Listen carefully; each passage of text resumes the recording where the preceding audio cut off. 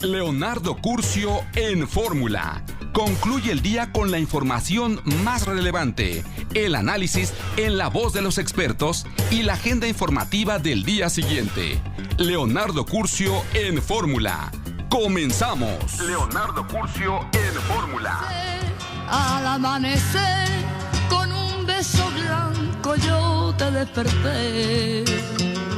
Muy buenas noches, saludo con gran cariño al auditorio de Telefórmula, que en este momento se enlaza con los trabajos de esta emisión. Agradezco a quienes nos siguen a través de la radio y nuestras plataformas de internet. Terminamos marzo y lamentablemente, bueno, pues los datos económicos no nos benefician. Moody's anticipa un crecimiento del 1.1 en el 2002. El presidente de la República se reunió con John Kerry y varios empresarios del sector eléctrico de los Estados Unidos. El mandatario calificó el encuentro como amistoso, necesario y benéfico. Kerry anunció la creación de un grupo especial encabezado por Ken Salazar para dar seguimiento a la reforma eléctrica.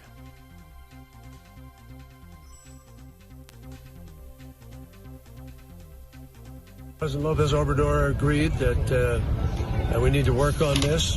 The energy reform issue is on the table here in Mexico, and we put forward with our ambassador, former Senator Salazar, we put forward ideas for how that reform can best reflect the possibilities of moving forward effectively.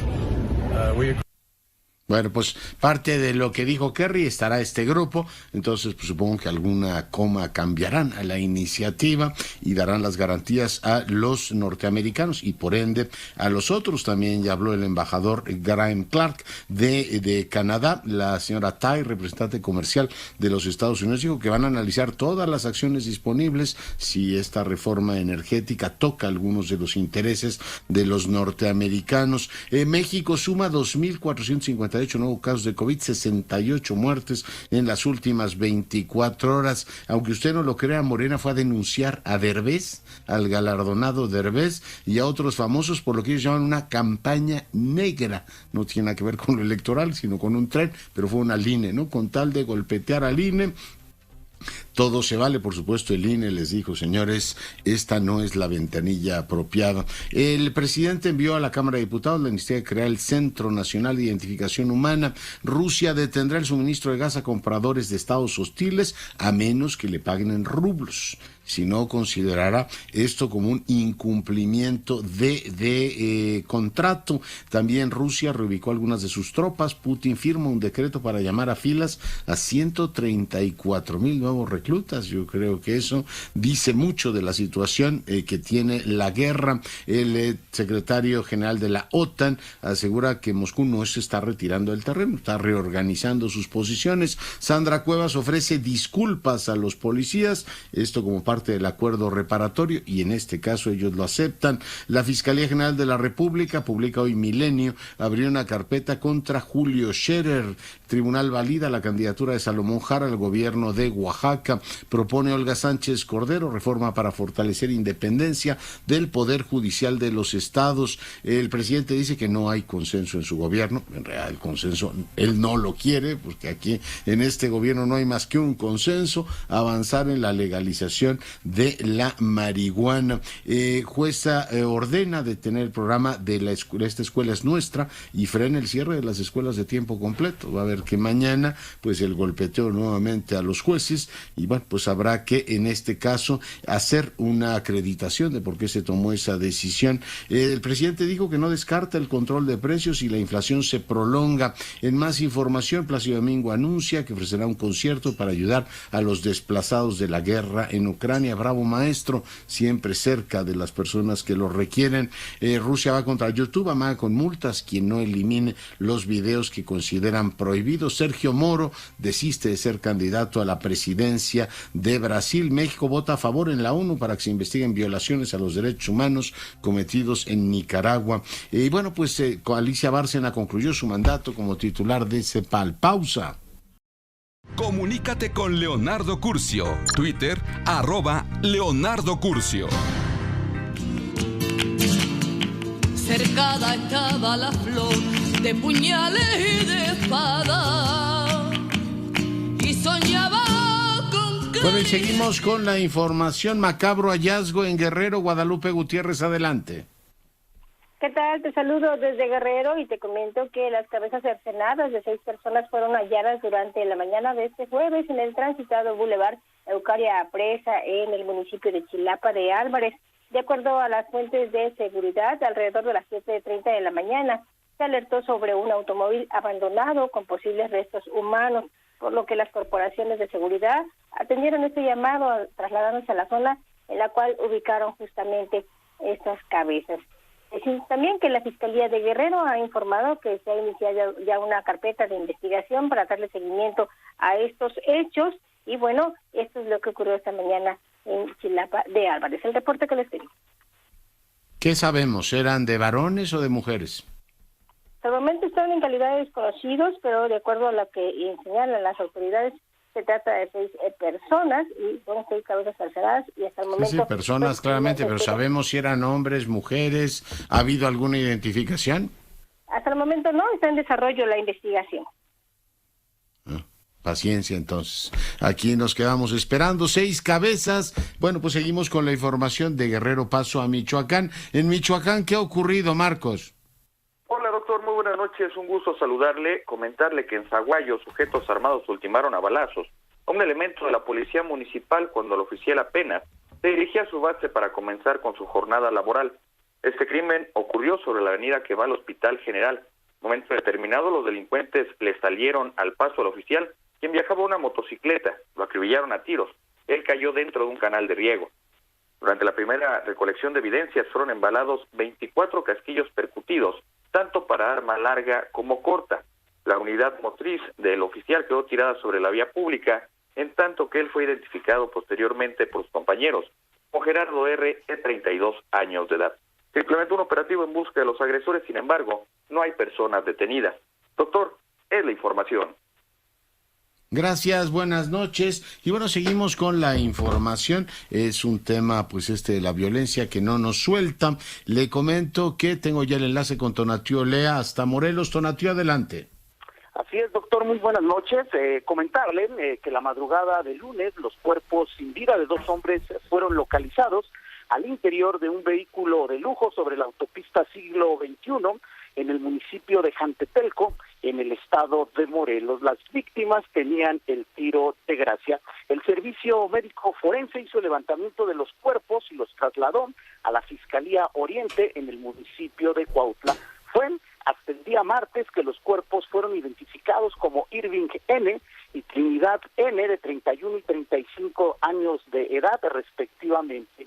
La familia de las víctimas señalaron que los 2 hombres eran abogados y salieron el domingo por la noche a un baile popular en los límites de Puebla con el estado de Morelos, y desde ese momento ya no supieron nada de ellos. Hasta el momento se desconoce el móvil del homicidio. Cabe señalar que el domingo 27 de marzo, Irving N. viajaba de copiloto y realizó 2 transmisiones de Facebook donde se podía ver que manipulaba un arma de fuego. Las autoridades serán las encargadas de esclarecer el móvil de estos asesinatos. La información, doctor.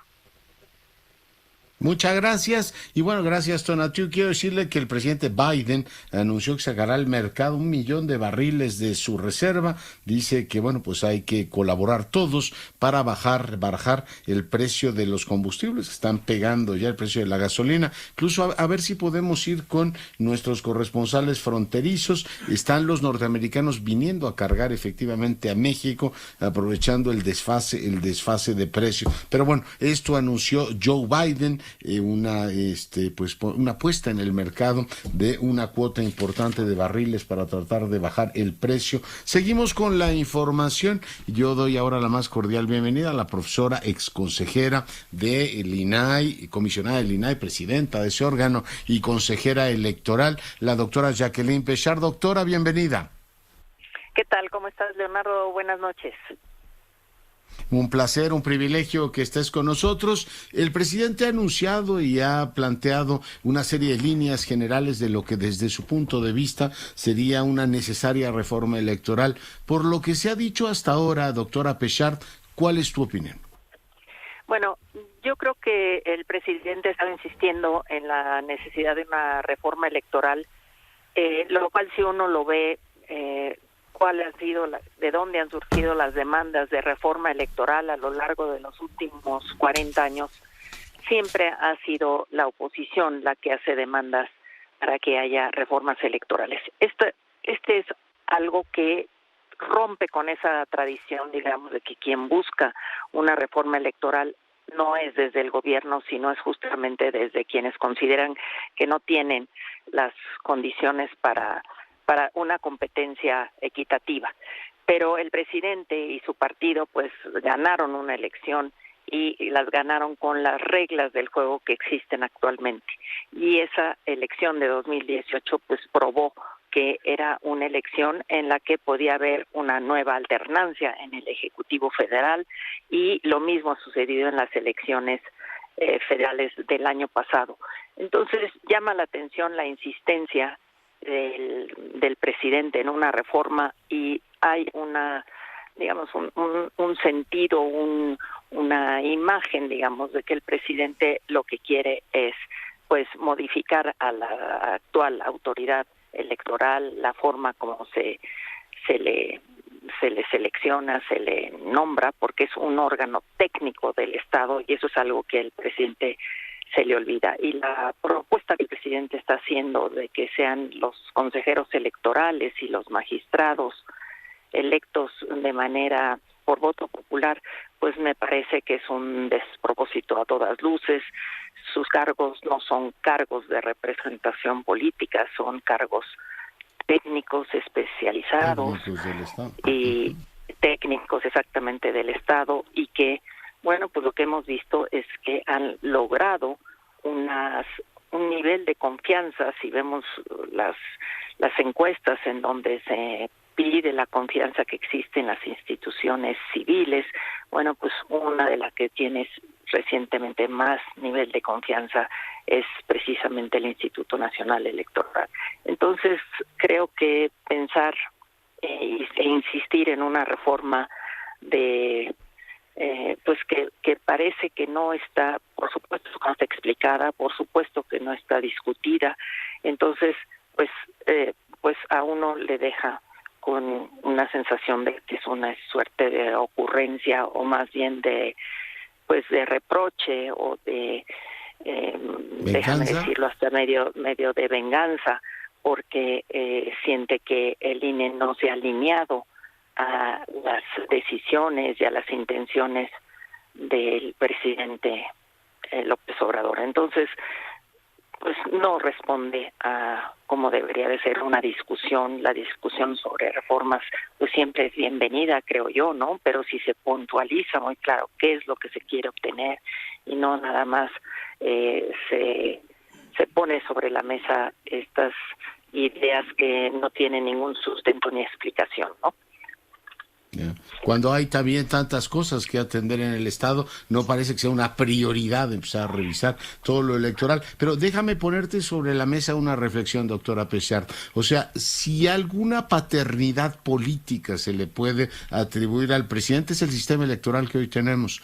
Él pactó la reforma del 96 y fue un artífice importante para el modelo de financiamiento público del sistema político. En 2007... esa es, digamos, su primera contribución al niño. En 2007 exigió el cambio de modelo de comunicación y la prohibición de que los privados compraran espacios, porque hablaba de la campaña negra y la guerra sucia, todas estas cosas que exigió en el 7. En el 2013 quería que las encuestas fueran reguladas por el INE, que porque si Milenio publicó encuestas, y además le dio capacidades extraordinarias al INE para la fiscalización de campañas. Cualquiera que viera ahí diría, pues aquí la progenitura es clara, ese es hijo suyo, señor presidente, ¿por qué lo quiere matar ahora? Efectivamente, tienes toda la razón. Digamos, López Obrador, desde que era presidente del entonces PRD, pues siempre tuvo una agenda electoral, y fue una agenda que fue desarrollándose de acuerdo con esas demandas de la oposición, que eran demandas que lo que querían es darle mayor garantías, digamos, de equidad en la contienda, de que hubiera menos intervención del poder público en la organización de las elecciones, y ahora parece es todo lo contrario, ¿no? Es decir, la fórmula que se ha sacado pues creo que de la manga, de que el Poder Ejecutivo, el Legislativo y el Judicial propongan unos nombres y que esos sean los que voten los ciudadanos, bueno, pues es claramente la intervención de los poderes. Ya mejor fuera Máscaras, que él diga quién preside el órgano y nos ahorramos todo eso. No, te preguntaba todo esto porque yo digo que hay una paternidad política que el presidente no puede negar, pero en la integración de los últimos INES, en todos ha participado Morena. Yo decía, en los últimos entraron 4 consejeros del Instituto Nacional Electoral. Tú has sido consejera y yo imagino que el presidente no puede imponer su voluntad a todos los demás. El órgano electoral que hizo y calificó las del 18 fue un órgano pactado por Morena. Es decir, no pueden desconocer, en este caso tampoco, su paternidad, Jacqueline. Efectivamente, pero tal parece que al presidente lo que le molesta es que no entender cuál es la naturaleza del órgano electoral, ¿no? Del órgano administrativo electoral. Y esa naturaleza es ser un órgano autónomo, es un órgano que no debe estar alineado ni al poder público ni a los partidos políticos. Y en eso, como tú bien dices, estuvo empeñado López Obrador cuando formaba parte de los partidos de oposición, ¿no? Pero ahora desde el gobierno, pues sus cálculos son cálculos que tienen que ver con su visión muy de centralización del poder en una sola persona y de que, pues, la idea de que quien no se alinea a esto, pues ni es demócrata ni cumple con la ley, y entonces hay que buscar de qué manera lo desacreditamos, de qué manera descalificamos, y parte de esa descalificación pues es la propuesta de una reforma que no tiene ni pies ni cabeza en ninguna parte. Bueno, digamos, en la historia de México sí alguna vez el Poder Judicial, tú sabes, en el siglo XIX, pues sí fue electo, pero pues esto fue un tiempo muy breve y después se vio el despropósito de que el Poder Judicial surgiera de las urnas. Y bueno, pues eso es algo que el presidente ahora está poniendo sobre la mesa sin hacerse cargo de las experiencias que existen ya de fracasos rotundos de ese tipo de fórmulas que pueden ser muy populacheras, que pueden ser recibidas, digamos, sin mayor reflexión o mayor argumentación, pero creo que ahí hay una total irresponsabilidad de parte del presidente. Porque, digamos, está la parte de la dimensión técnica que yo valoro mucho en el INE, un estado que, como el mexicano, no logra terminar el tren México-Toluca, o no logra conectar el aeropuerto que acaba de construir, o nos tiene degradados en aeronáutica civil, decir de pronto, oiga, ¿y se van a encargar del sistema electoral con los niveles de eficiencia que hoy tiene? ¿O nos van a decir que las elecciones, bueno, mire, no las vamos a poder tener el 5 de junio, pero ¿qué le parece si allá por agosto o septiembre vienen y votan? Es decir, yo veo que la parte organizativa no la podrían efectivamente obviar, y que es una parte técnica y hay un servicio profesional ahí que todos deberíamos valorar. Pero te pregunto por las motivaciones, doctora. Cuando a Fox le pusieron las multas estas por los amigos de Fox, injertó en Pantera, déjame usar la expresión coloquial, el PRI, bueno, con la del Pemex Gate, y uno entiende que los partidos, pues sí, se enojen mucho con el INE porque además de organizar, los multa. Pero bueno, el presidente que le hayan bajado a Salgado Macedonio, supongo que lo que más le irrita es los criterios estos de evitar la sobrerepresentación en la Cámara de Diputados en esta legislatura, pero pues eso no da como para llevarte de corbata al niño, digo yo, Jacqueline. Efectivamente, digamos, si hubiera algún sentido de responsabilidad frente a instituciones que se han construido a lo largo de muchos años de esfuerzo de lograr consensos para tener las reglas que son quizá reglas muy abigarradas, las reglas electorales, pero son producto de la desconfianza de los partidos, de la desconfianza de los ciudadanos en cómo estaban organizadas anteriormente las elecciones, y hemos logrado que se vaya generando esta confianza ciudadana en que las elecciones cumplen con los estándares internacionales de elecciones libres, justas, competidas.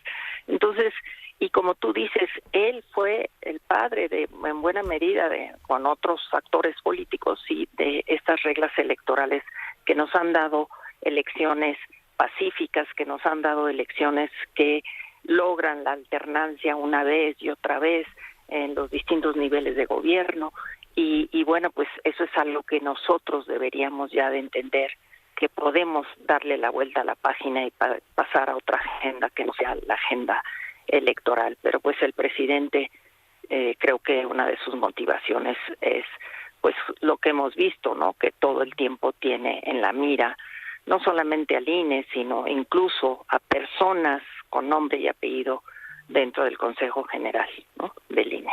Y realmente el resto de los consejeros no pintan para nada, o sea, todo es un asunto de Lorenzo y Ciro, o sea, el resto están pintados. Bueno, tú tienes experiencia al interior, yo imagino que los consejeros todos defienden su propia autonomía, ¿no? No puede hacer el presidente lo que le dé la gana, consejero presidente. No, por supuesto, pues todo tiene que pasar por, cuando menos, mayoría de votación, ¿no? Y hay ciertos asuntos que necesitan mayoría calificada, y lo que hemos visto, por ejemplo, a lo largo de los últimos tiempos, en que se le han hecho medidas cautelares al presidente porque insiste en hacer campaña para la revocación de mandato o para la ratificación, digamos, lo que verdaderamente hace campaña, pues se le ha dicho que tiene que bajarlos de internet, que tiene que no hablar de ellos en la mañanera, y el presidente y pues los secretarios de Estado y los gobernadores de su partido pues insisten en no atender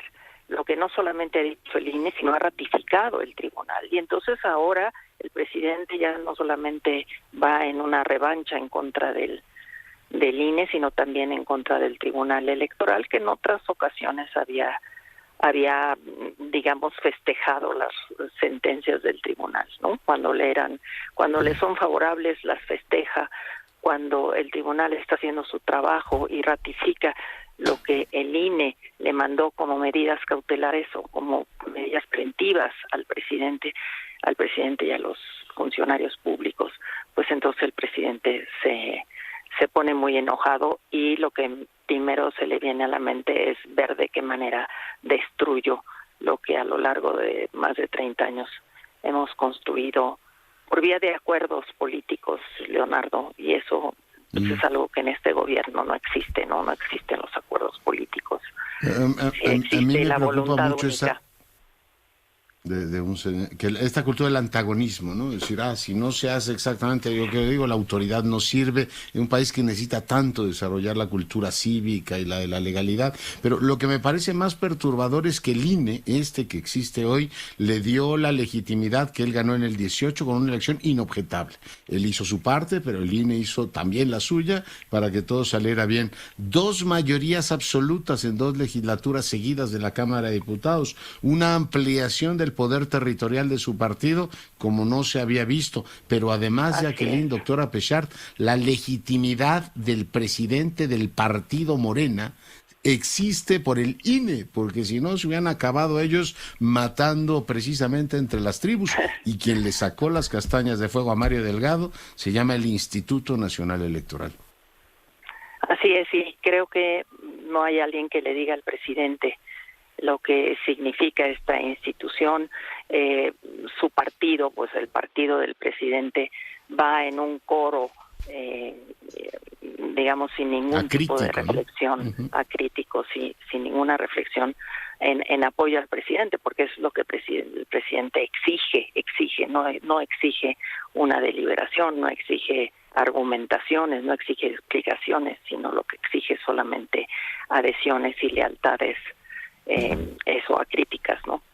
Entonces es muy preocupante todo el ambiente que se genera alrededor de esta, pues yo le llamaría ocurrencia del presidente. Yo espero que, digamos, buena parte de los partidos no están dispuestos a perder, digamos, la representación proporcional, porque muchos de ellos se han venido alimentando de esta representación proporcional, ¿no? Entonces yo espero que buena parte de esas medidas que él ha anunciado, porque todavía no existe una iniciativa, pues sean, pues finalmente no logren cristalizar en una iniciativa de reforma. Esa es mi esperanza, por lo absurdas que son, por el despropósito que hay detrás y por la destructividad, el ánimo destructor que tienen de una institución sólida, que ha probado que puede organizar elecciones limpias, que a los ciudadanos los dejen tranquilos de que su voto se contó y se contó bien. Claro. Sí. O si no, 6 meses, aunque no pase, pues 6 meses de disputa política increíbles. Te retengo un minuto más. Está el tema del INAI, quedan creo que 2 comisionados pendientes. Hace un ratito hablaba con Irene Levy, tú eres también experta en la integración de los órganos autónomos del Estado. ¿Preocupa el tema de COFESE? ¿Preocupa también el tema del IFETEL? El Ejecutivo ha dicho que pues simple y llanamente no se integran porque el órgano técnico no está adecuadamente instalado. ¿Sí hay ahí otro motivo de preocupación, doctora Péchar? Sí, cómo no, claro que hay otro motivo de preocupación, porque el número de integrantes de estos colegiados pues es importante para que se puedan desarrollar todas las actividades, y son actividades fuertemente técnicas, es decir, sí requieren de especialización, sí requieren de conocimiento y sí requieren de que estén integrados cabalmente, ¿no? Entonces, en el INAI hay un proceso, ya hay una lista enorme de candidatos y está en proceso las entrevistas en el Senado, y esperemos que efectivamente el Senado pueda, cuando menos en el caso del INAI, sí renovar a los 2 cargos que van a estar vacantes muy próximamente, ¿no? Muy bien, pues doctora Péchar, muy agradecido contigo. Ay, al contrario, dime. Gracias, Leonardo. Bueno, no, está bien. ¿Pero querías agregar algo más? No, está bien. Sí son organismos que requieren de todo su cuerpo directivo. Muy bien. Pues doctora Péchar, muy agradecido. Al contrario, gracias, Leonardo, por la oportunidad. La doctora Péchar, además de una académica muy distinguida, ha sido consejera del INE, presidenta del INAI, una larga experiencia al servicio del Estado.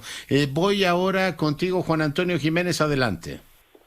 Gracias, doctor. La jueza séptima de distrito en materia administrativa de la Ciudad de México ordenó detener la operación del programa La Escuela es Nuestra por ser violatorio de los derechos a la educación y a la alimentación de niñas, niños y adolescentes, debido a que reglas de operación no prevén horas adicionales de clase y servicios de alimentación, como sí lo hizo en el 2021 cuando sustituyó el extinto programa Escuelas de Tiempo Completo. La decisión es resultado de una demanda de amparo presentada el 22 de marzo pasado por Aprender Primero. En ella se reclama, entre otras cosas, que la Secretaría de Educación Pública violó el principio de progresividad del derecho a la educación y a la alimentación de millones de menores al emitir reglas de operación para precisamente los componentes que son necesarios, como son la ampliación de la jornada escolar y el servicio de la alimentación, a pesar de que el programa recibió un aumento de recursos presupuestales. Al no incluir estos componentes, desaparecieron de golpe los servicios de jornada ampliada y alimentación en 27,000 escuelas,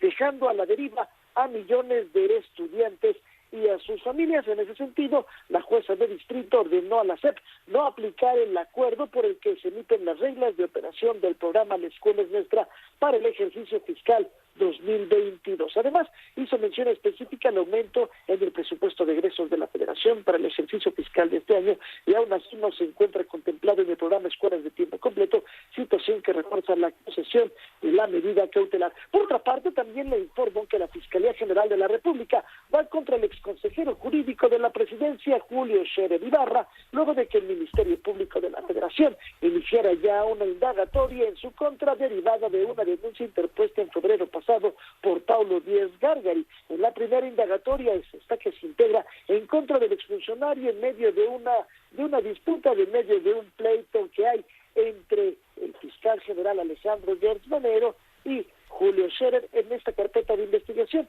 Además de Scherer Ibarra, también están señaladas otras personas que son integrantes de una red de servidores públicos, abogados, asesores financieros y parientes a los que se le acusan de asociación delictuosa, ejercicio ilícito del servicio público, coalición de servidores públicos, uso ilícito de atribuciones y facultades, así como ejercicio abusivo de funciones, tráfico de influencia y contra la administración de la justicia. Doctor, el reporte.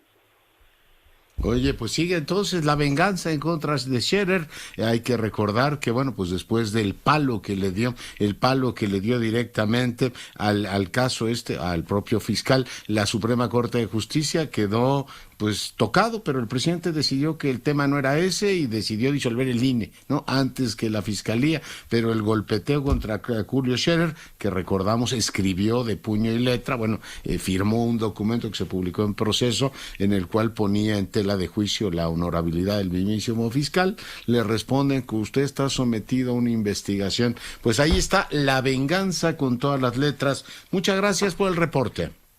Gracias, buenas noches. Gracias, y voy contigo, Carlos Navarrete. ¿Qué novedades hay? Hola, ¿qué tal, Leonardo? Muy buena noche desde el estado de Veracruz. Te informo que fue detenido en Puebla uno de los presuntos asesinos del periodista veracruzano Julio Valdivia.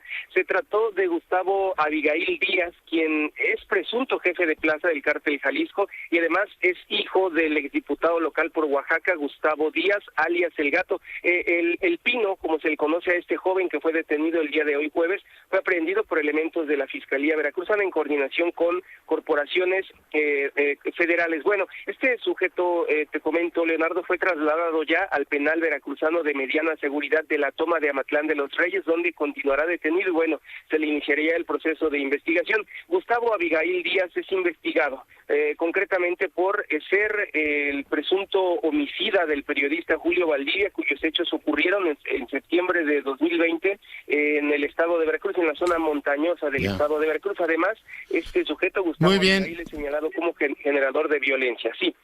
Ya, muy bien, nos tenemos que ir a la pausa. Gracias, Carlos. Pausa, volvemos.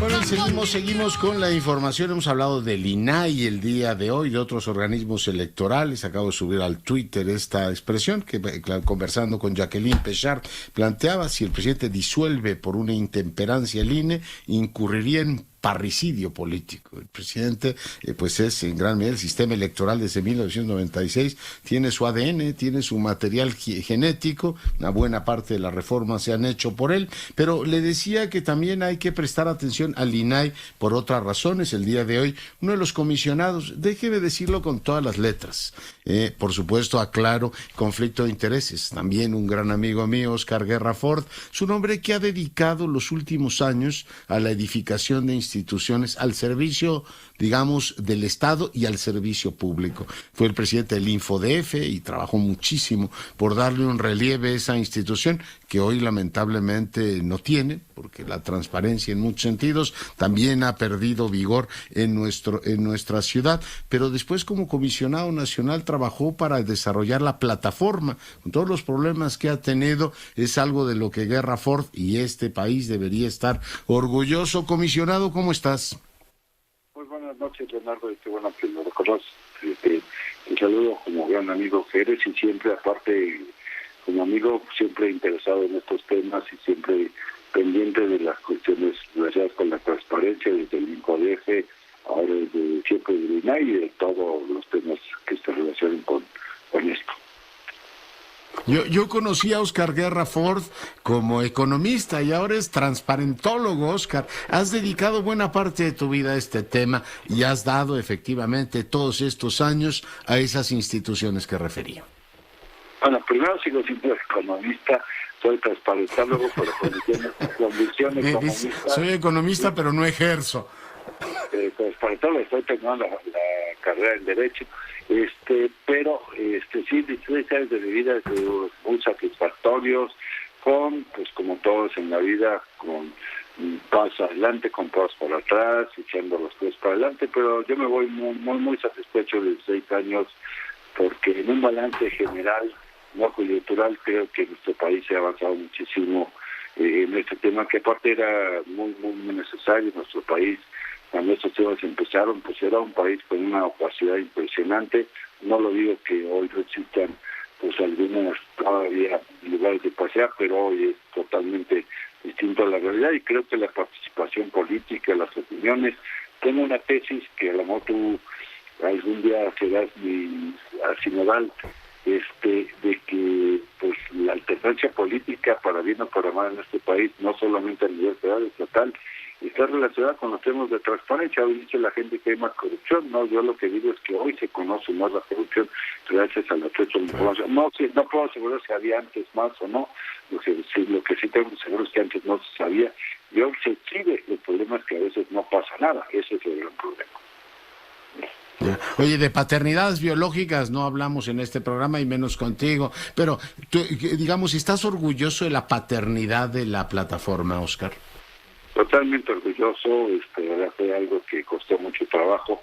Hoy me recordaba uno de mis colaboradores que alguien me decía, bueno, es que con esos formatos y con todo lo que tienen que publicar van a matar a la Administración Pública Federal. Ni la matamos ni nada. Hoy la plataforma tiene 6,000 de registros y yo te invito a ti y a toda la gente, pues yo tengo una síntesis informativa y pues veo 6 o 7 artículos todos los días basados en información de la plataforma, no solamente de solicitudes, sino de la publicación que se informa. Yo a veces la veo bien, pero me gustaría que aparte se metieran un poco más al análisis de toda la información, que cierto es información en bruto, lo reconozco, están todos los contratos, están todas las remuneraciones. Pues bueno, yo hice algunos intentos ahí de trabajos analizando los contratos del PEMES, de la Comisión, de lo que fueron los contratos para el COVID, y hay mucha información que se puede explotar. Muchos compañeros lo hacen muy bien.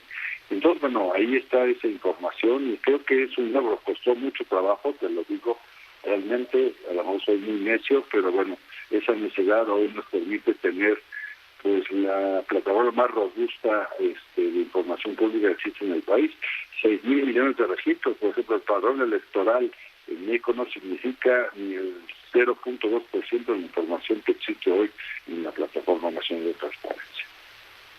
¿Ya? Y también el cambio, hace un ratito recordamos a Reyes Heroles, 45 años de la reforma esta, que amplió los derechos políticos, decía el reconocimiento de las minorías por parte de las mayorías. Él también hizo la reforma, ¿no?, del acceso a la información, y cómo ha cambiado desde aquellas épocas esa idea de acceso a la información a lo que hoy tenemos, esta idea de divulgar documentos a una transparencia pues más activa, ¿no?, donde primero los gobiernos tienen que hacer un esfuerzo por tener toda su información en línea, que sea consultable, y bueno, pues tener una plataforma en la cual puedes preguntar potencialmente, Óscar, cualquier cosa, ¿no? Así es. Yo diría que hoy tenemos cantidad de información, nos falta más un poco de calidad de información. Y otra cosa que decía, de hacer el derecho a la información, que desde mi punto de vista hemos pasado de una etapa intensiva, o sea, hoy tenemos 400,000 solicitudes, hoy tenemos 1 millón al año a nivel nacional. Antes teníamos, pues no sé, 10,000, 100,000 registros de información, hoy tenemos 6,000 millones. El problema es que hay que hacerla expansiva a otros sectores, es decir, a pasar de la cantidad a la calidad y de la intensidad a hacerlo más expansivo a otros sectores, que la gente, y eso es un problema de nosotros, que enseñamos a la gente no solamente en la plataforma, qué bueno que es la plataforma, que hoy se puede hacer soluciones hasta telefónicas, sin tener internet, sino la utilidad que tiene este derecho. Y yo creo que finalmente tiene una utilidad no solo personal, que es lo primero, sino también una utilidad social que puede fortalecer pues la democracia y puede fortalecer pues la participación ciudadana, porque siempre la creación de ciudadanía, claro. En el mejor sentido. Pues, oye, Óscar, déjame recurrir al lugar común. Se ha ido como agua, ¿no?, todo este tiempo, pero bueno, ahí está efectivamente el legado. Llamaba simplemente para recordarlo, reconocerlo, hacer como un corte de caja y desearte pues mucho éxito en lo que venga. No, pues muchas gracias, Leonardo, como siempre sabes que te estimo, pero hemos trabajado en el tema continúa. Y me voy con la sensación de haber cumplido y que hay muchos pendientes. Hoy en el tema los enumeraba. Yo les decía, no puedo enumerar diciendo que yo fui parte, pero hemos avanzado, pero hay cosas todavía pendientes que no podemos hacer, y a donde vayamos siempre estaremos comprometidos con el tema. Ya nos contarás, por supuesto. Te mando un gran abrazo. Oscar Guerra Ford, un hombre que ha dedicado buena parte de su vida al servicio del Estado, la edificación de instituciones en el InfoDF, en el INAI, el día de hoy conversando con usted. Bueno, vamos a dejar estos temas y vamos ahora a la pausa musical. Tiene el Chelo. Javier, ¿cómo estás? Buenas noches. Muy buenas noches, qué gusto verte a ti, mi querido Leonardo, a toda esta audiencia. Ahí les falló porque este es el segundo movimiento, ¿eh? Yo el que había mandado era el tercero, que es muchísimo más alegre, mucho más vivace, y estamos hablando del plan. Me arreglan ese súper, pero ojalá, el Chelo tiene algo encantador, no, Javier. Es que a ver, el Chelo tiene algo encantador y en esta ocasión no solamente vas a escuchar el Chelo en esta obra, sino en lo que viene a continuación. Y lo vas a escuchar de una manera bárbara, porque son muchos chelos. Pero bueno, mientras tratamos de recuperar el tercer movimiento de este concierto para chelo de Carl Philipp Emanuel Bach, te platico se ve que algo les hiciste porque no te están tratando bien. Siempre eres como el consentido, pero no, vamos a hacerle una diablura a Lozano. No pasa nada, ver, chicas, no pasa nada, porque si nos quedamos con esto, no pasa nada tampoco. Bueno, en fin. Cuéntanos. Aquí lo interesante es que vamos a darle continuidad a la saga de Bach. La semana pasada hablamos de Bach. Ahí está. Te perdonaron. Adelante, Javier. Bueno, la semana pasada hablábamos de Johann Sebastian Bach, conocido como el padre de la música, como el gran emblema del barroco en la música universal. Y bueno, pues ahora derivado de su legado como músico, como ser humano, como padre de familia, tenemos ahora a Carl Philipp Emanuel Bach, uno de sus 20 hijos. Es decir, Carl Philipp Emanuel Bach nació en Weimar en 1714. Recordemos que Bach muere en 1750. Este es el segundo hijo que tuvo Bach, de los 7 que tuvo con María Bárbara. Luego, con Ana Magdalena, a la que le escribió aquel que recordarás tú, pues es muy famoso, ¿no? El pequeño libro de Ana Magdalena Bach, con el que todos nos iniciamos tocando el piano. Bueno, los que tocamos el piano, nos iniciamos con ese libro de obras tan sencillas, que se lo dedica a ella para que aprenda a tocar música, para que aprenda a tocar el piano. Con ella tuvo 13 hijos, pero fíjate cómo era la época, murieron 7, ¿no?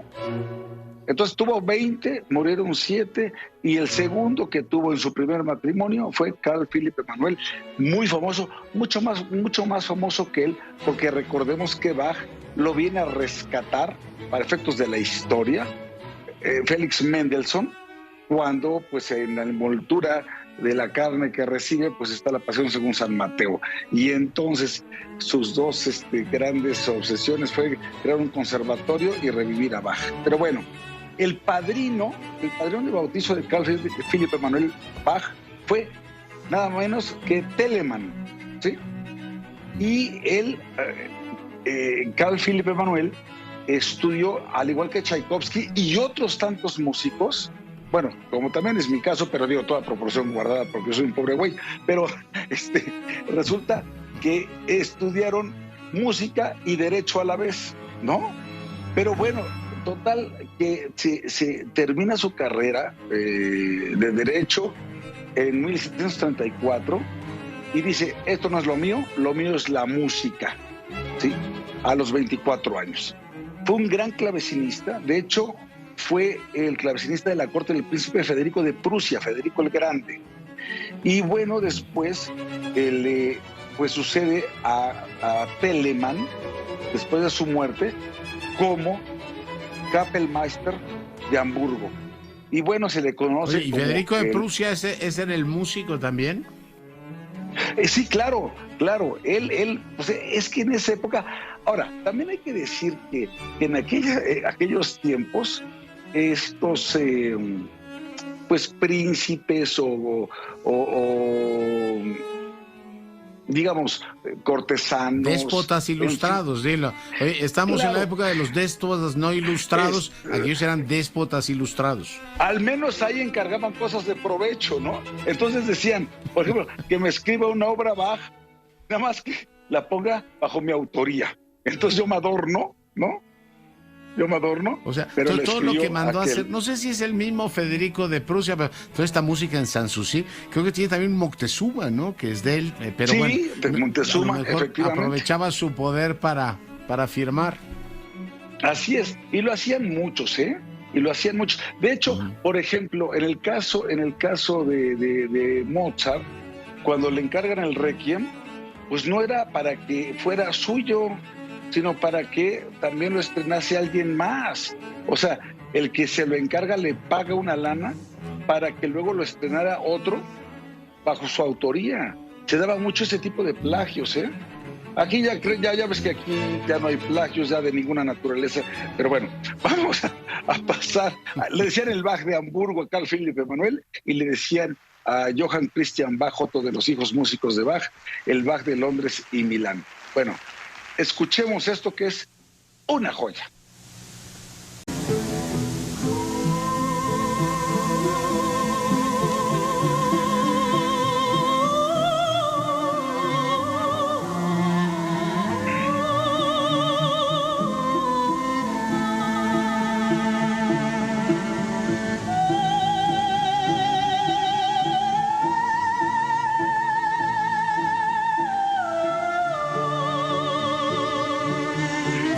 Tan bonito.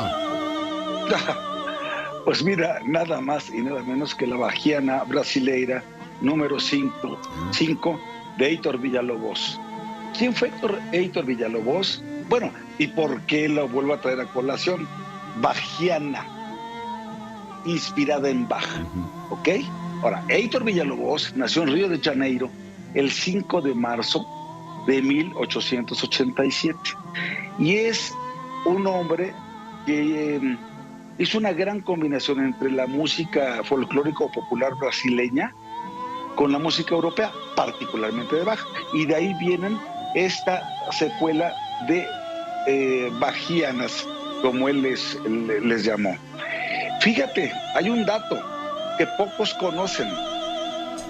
Uno podría pensar, el músico más prolífico de la historia, Bach, Beethoven, Mozart, Händel, Telemann. El más prolífico de todos, Heitor Villa-Lobos. Este músico brasileño, ¿no? Sí. Y es Villa-Lobos, o sea, no es Villalobos así como apellido, no, es Villa-Lobos y es palabra. El músico es Villa-Lobos, ¿sí? Bueno, fíjate, él es el más prolífico de todos los compositores en la historia de la música, más que Telemann, más que Händel, más que Bach, ¿sí?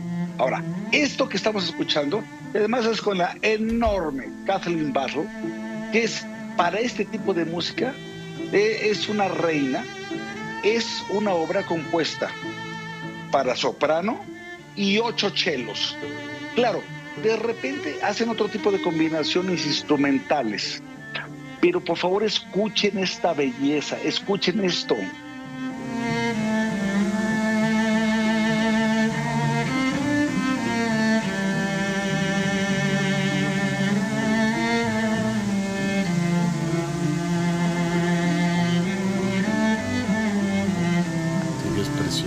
Oye, y con esto nos vamos, mi querido Javier, te mando 1000 abrazos. Oye, pues, y nada más para un apunte final, hoy... Sí, 20 segundos. Hoy es el cumpleaños de Haydn, 1732. Tenía otra obra para escucharlo, pero ya no nos da tiempo. Pero felicidades también a Franz Joseph Haydn. Nos vamos con Villa-Lobos, te mando 1000 abrazos y a usted que nos escucha, muchas gracias por su compañía. Cuídese y sea rabiosamente feliz, se lo merece.